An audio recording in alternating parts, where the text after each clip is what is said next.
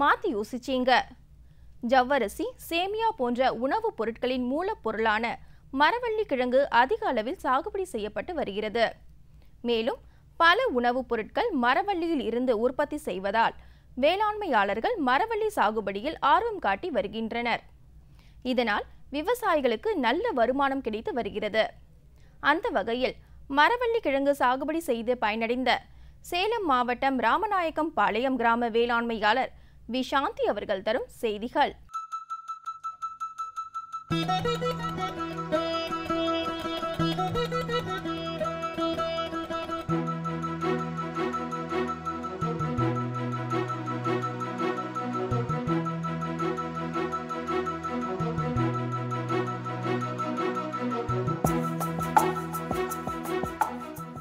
எங்களுக்கு 3 ஏக்கர் காடு இருக்குது. இந்த இடத்துல 3 ஏக்கருமே தண்ணியில் காரதுனால சொட்டு நீர் போட்டு தான் நாங்கள் பயிர் பண்ணிக்கிட்டு இருக்கிறோம்.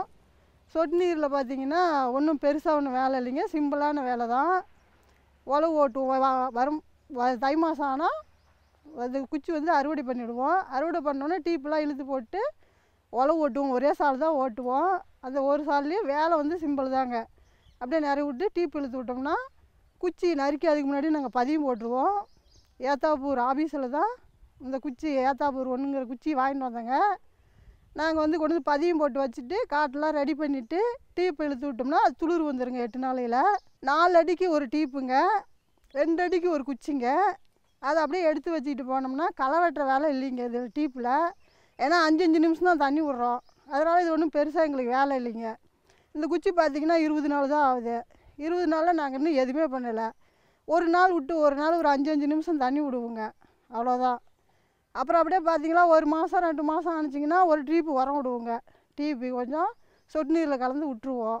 அப்புறம் ஒரு 2 மாதம் முடிஞ்சுன்னா நம்ம கையில் எப்படி வருமானம் இருக்குதோ அதுக்கு தகுந்த மாதிரி நாங்கள் உரம் விடுவோங்க. பெருசாக இதுக்கு எதுவும் செலவு பண்ணுறதில்ல.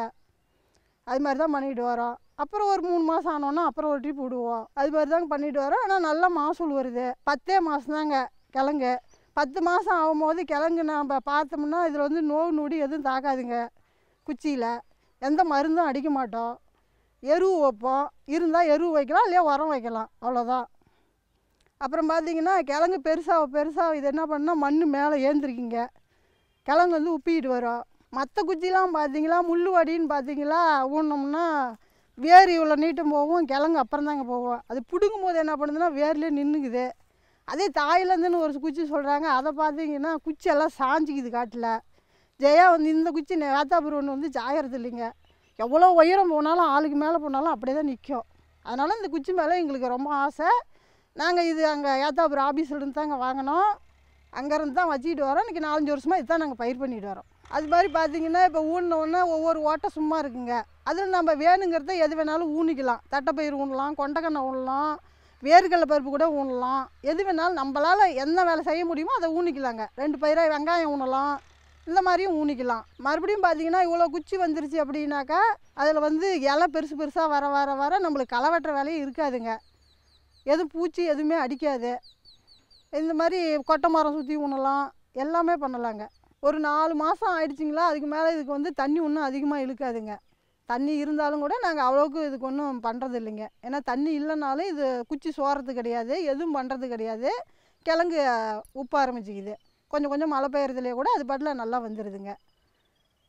வந்து மற்ற குச்சி போல் இதுக்கு வந்து எதுவும் அதிகமாக தேவையில்லைங்க. என்ன ஒன்றுன்னா இப்போ நல்லா விளவி தெரிஞ்சிங்களா கொஞ்சம் அதிகமாக ரேட்டு வந்துருக்குங்க. போன வருஷம்லாம் இதே கிழங்கு 1 லட்ச ரூபாய்க்கு ஆச்சுங்க, இதே காடு தான். அதனால் எங்களுக்கு வந்து இந்த வருஷம் இந்த காடு வந்து ஒரு 1.25 ஏக்கர் ஒரு 250 மூட்டை வந்துருக்குதுங்க.